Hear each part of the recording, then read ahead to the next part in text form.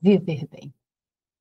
Meu nome é Darly Cristina e para a nossa reflexão de hoje, como vocês veem, viver bem. Este é o caminho. Mas como é o caminho, né? Bien vivre, gut leben, viver bien. Né? Viver bien. Difícil, mas podemos seguir um caminho. E qual é esse caminho? Primeiro, precisamos de muito esforço. Espero que eu esteja vendo vocês aí, vocês estão me vendo.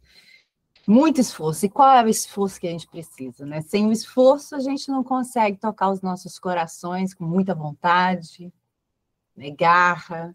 Porque viver bem é obra do acaso, não é obra do acaso. A gente precisa ter um direcionamento consciente, com esforço diário.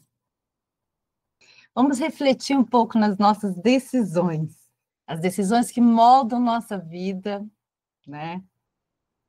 Guiados pelos ensinamentos de Jesus, porque não pode ser sem ele, pelos exemplos de esforço e conexão, a gente chega lá, e a vida nos convida constantemente a evoluir, constantemente, mas isso exige também um esforço consciente, mas que a zona de conforto é muito fácil, a gente fica ali alienado, né? Sempre no modo automático, sem ver o que estamos fazendo. Mas Jesus, ele traz para a gente uma frase que me toca, por isso eu trago para vocês também, que o reino dos céus é construído, ó, dentro de nós. Dentro de nós. Mas essa construção depende do trabalho interior. Não existe outro. O trabalho é individual. Todos os dias. E aí fica uma pergunta sempre todos os dias em minha cabeça. E meu sentimento, meu coração toca essa pergunta reflexiva que eu trago hoje. Onde hoje eu posso aplicar? Onde hoje eu posso aplicar mais esforço para viver bem? Eu acordo pensando nisso. Não é que eu sou santa, gente, mas eu tento aí melhorar o que eu fui ontem. Porque é isso que a gente precisa se pegar. Vamos novamente pensar onde hoje eu posso aplicar mais esforço para viver bem. É um ponto que a gente precisa levar conosco. E é sobre isso que a gente precisa lembrar todos os nossos dias. Onde hoje eu posso aplicar mais esforço para viver bem. Aí é sobre isso que vamos tentar passar aqui, né? O livre-arbítrio. É sobre isso que vamos refletir agora. Ao olhar para o livre-arbítrio, traz para nós uma outra coisa importante. As leis de Deus, as leis naturais que não temos como mudar, é o determinismo de Deus. Mas Deus, em sua humildade infinita, olha só, ele se limitou quando ele criou o livre-arbítrio, respeitando as escolhas de suas criaturas.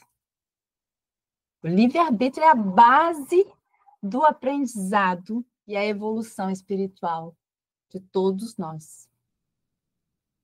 E Deus colocou isso como regra. E ele também obedece essa regra.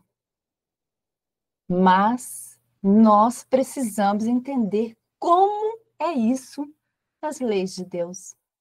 Que isso é fato. A gente tem livre-arbítrio. Nós temos liberdade.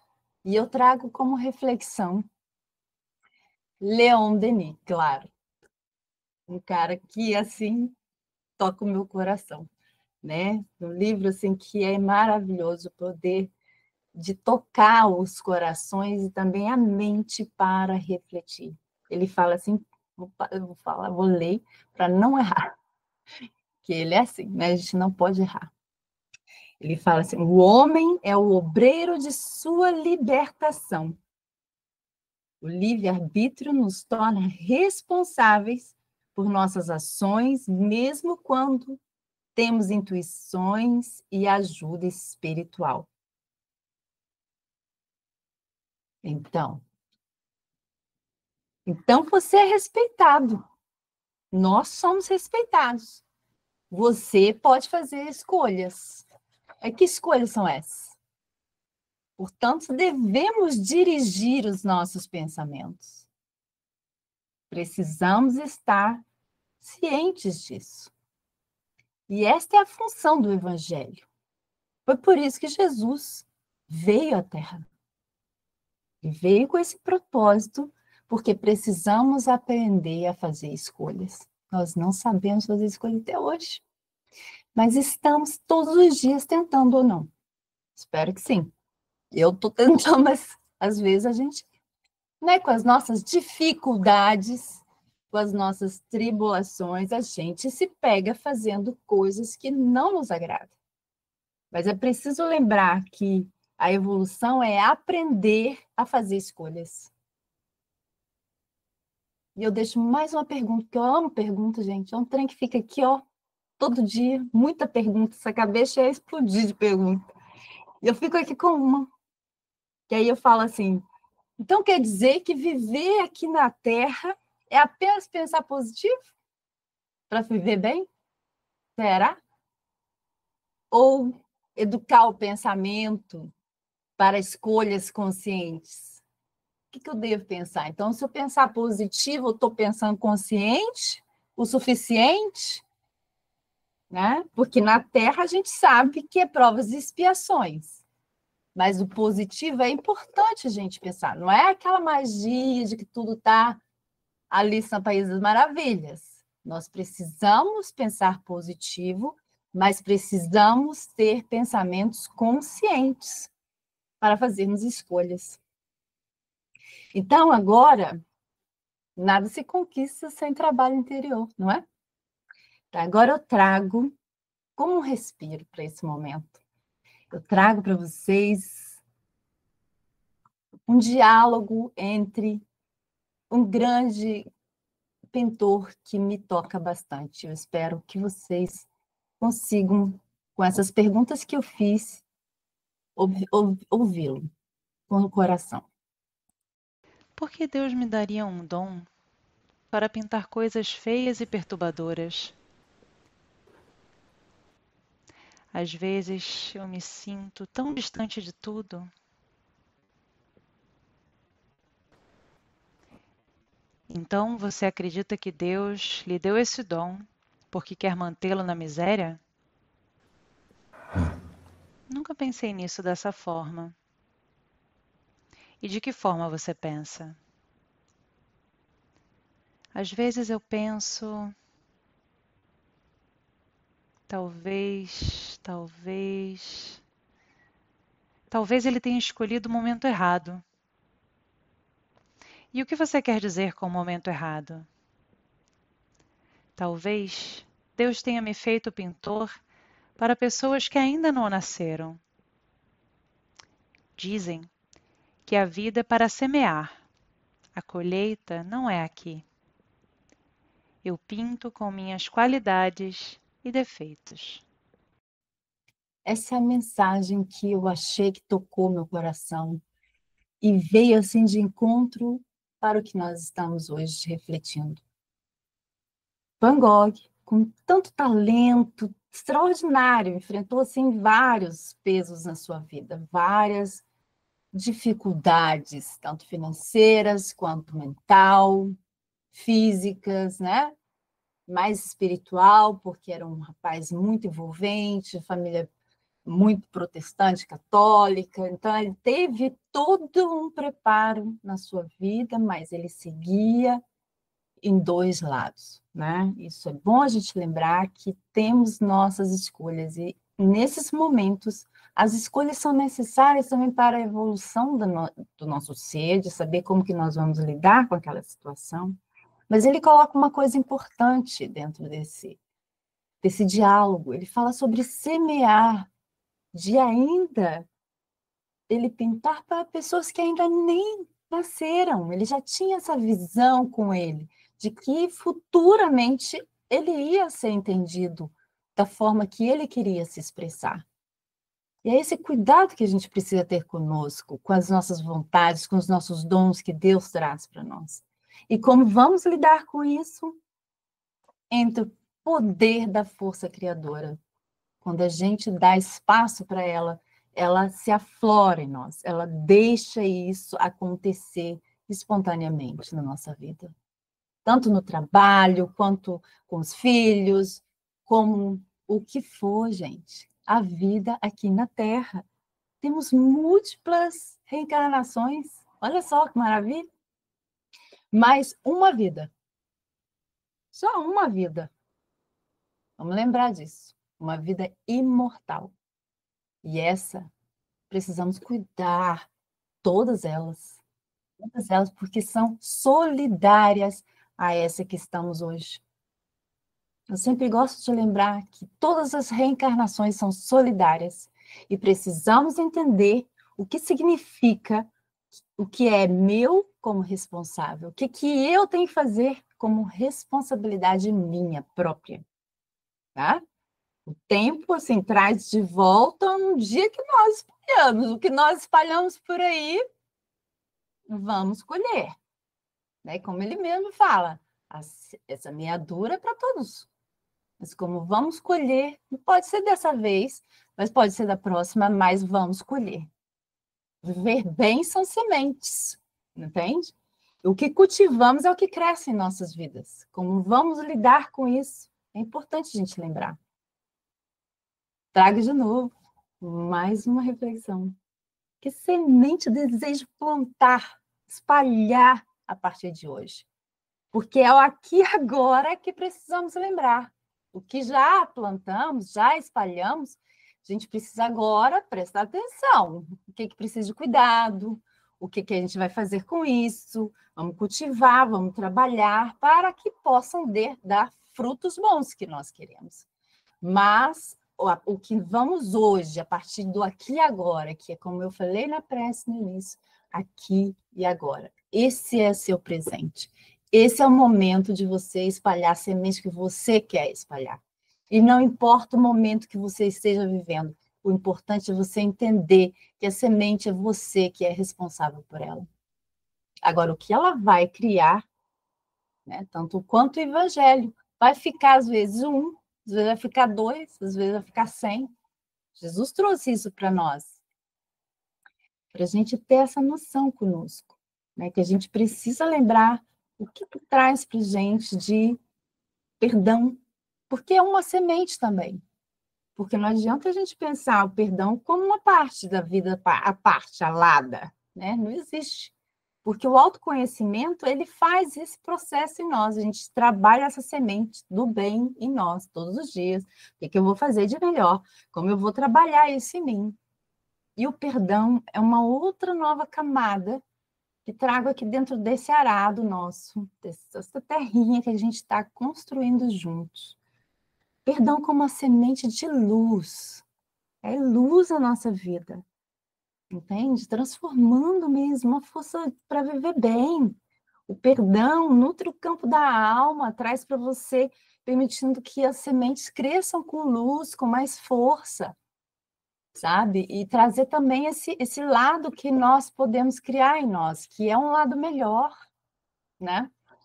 E aí, Jesus nos mostra isso. Ele fala que perdoar é abrir espaço para o amor. Né? Como que a gente está fazendo isso? A gente está abrindo espaço para o amor, como, né, nosso querido Van Gogh, ele fala muito sobre o amor, ele fala amor das cores, amor sobre as coisas, porque é assim que ele via a vida. Mesmo ele tendo as loucuras dele, ele via as coisas com amor, ele queria vivenciar o amor constante em sua vida. Né? E quando deixamos a luz divina entrar em nossas vidas, em nossas mágoas, a gente consegue. Elas tornam adubo para florescer melhor. Florescer virtudes, disse Jesus. E é isso que a gente precisa lembrar. Né? O que em minha vida ainda precisa ser iluminado pela luz do perdão. Vamos lembrar? O que em minha vida... Vamos fechar nos olhos. Vamos pensar juntos agora. O que em minha vida ainda precisa ser iluminado pela luz do perdão que eu viva bem, para que eu viva melhor. E aí vem a vivência do bem. Então, entra aqui, né? De novo, conhece-te a ti mesmo. Trabalhamos com a Casa Esperança, um momento de luz em nossas vidas, essa egrégora de ajuda, como a Elane mesmo colocou, fazendo também a nossa parte de paciência, porque é isso, quando a gente semeia, a gente precisa cultivar, a gente precisa ter cuidado com aquela semente, ter amor pelo que a gente espalhou, cuidar, porque é assim que o semeador faz, um senhor camponês cuida do seu arado, cuida das suas coisas. Ele passa aquele dia todo ali limpando a terra, cultivando. E aqui também é assim, quando vocês vêm para cá fazer o tratamento espiritual, né? Primeiro, a espiritualidade precisa arar a terra de vocês, deixar o negócio tudo voltar. Vocês acham que é isso? Não está melhorando nada, vai melhorar um dia. Mas precisa também do cuidado de vocês. E como esse cuidado vai vir? É conhecendo-te a ti mesmo que você vai se transformar. Vai ficar sem os amiguinhos que vão se importunar com isso? Vai não. De vez em quando aparecer um e outro. Não tem jeito, gente. Quantas encarnações eu disse lá atrás são solidárias, tem coisas que a gente ainda nem lembra que fez. Mas a gente pode fazer isso hoje, aqui agora, transformando nossas vidas, todos os dias. E aí, o esforço de semear com a fé nos frutos futuros. É isso que a gente quer, não é? Como Van Gogh disse, a gente precisa disso. É uma reflexão de viver, da vivência do bem, né? E semear para colher, porque ele pensava nisso também. Vamos colher o negócio aí, não é só, né? Ele queria ver a colheita dele, mesmo que que fosse, né, com pessoas que ainda não tinham nascido.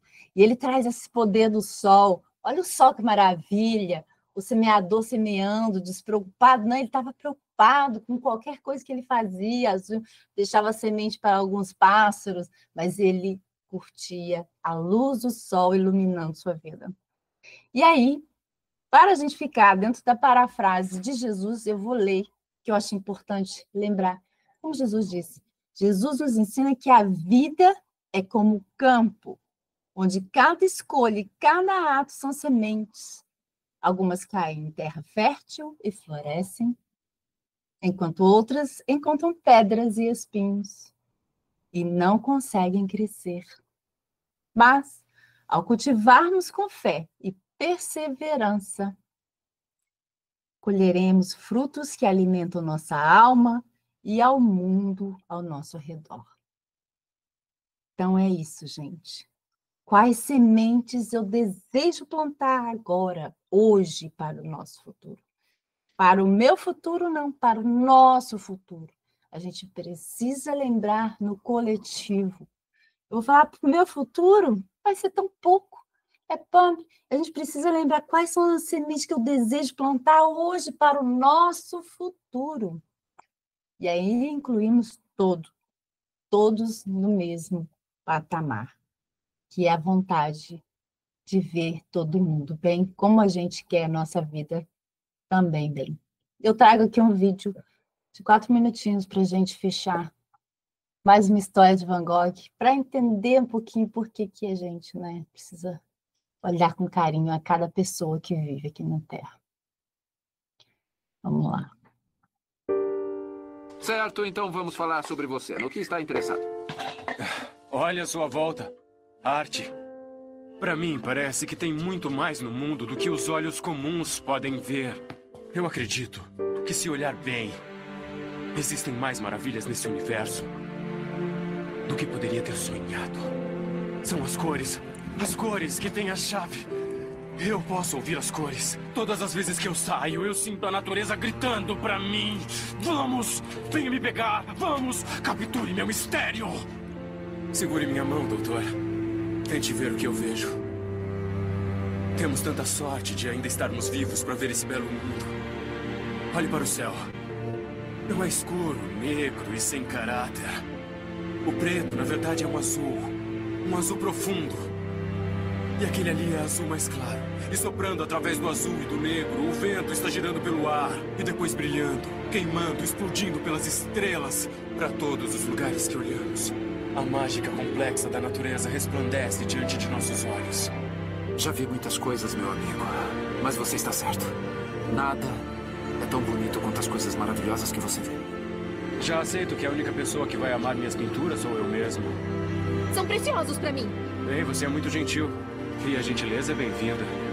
Pensei que você poderia, sabe, possivelmente, talvez, pintá-las ou algo assim.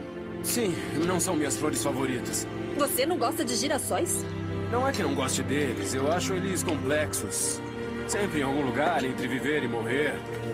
Meio humano quando se voltam para o sol. Mas, sabe, é um desafio. Tire esse louco daqui!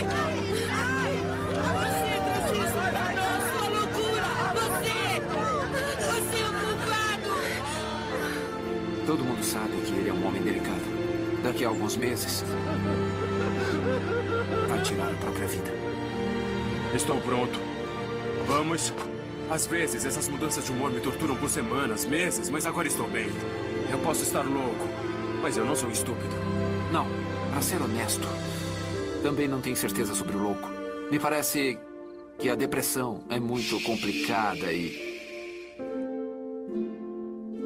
Estou trabalhando. Está pensando o mesmo que eu? Vincent, tem uma coisa que eu queria te mostrar. Talvez seja melhor você se arrumar um pouco. Onde estamos? Paris, 2010 depois de Cristo. Este é o poderoso Museu d'Orsay, lar de muitas das maiores pinturas da história. Em que lugar o senhor acha que Van Gogh se classificaria na história da arte? Bom, para mim, Van Gogh é o melhor pintor de todos. Certamente o melhor pintor, o mais popular de todos os tempos, o mais amado, seu comando das cores, o mais magnífico. Ele transformou a dor de sua vida atormentada em beleza estática.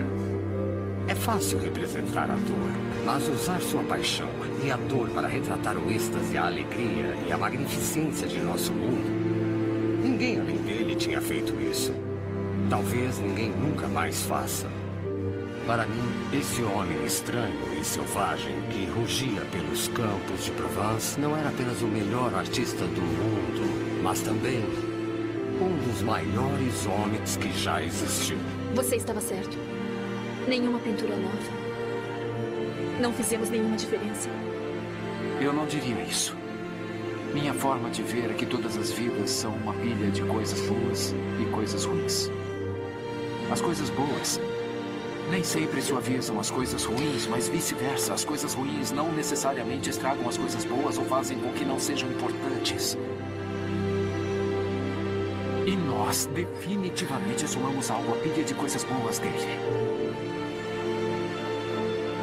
E se olhar com cuidado, talvez a gente tenha feito algumas pequenas mudanças.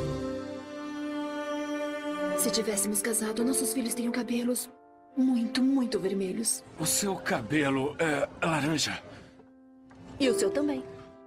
Do maior ruivo de todos. Mais brilhante que girassóis. Lutamos juntos contra monstros e vencemos. Eu temo que sozinho eu não consiga fazer isso.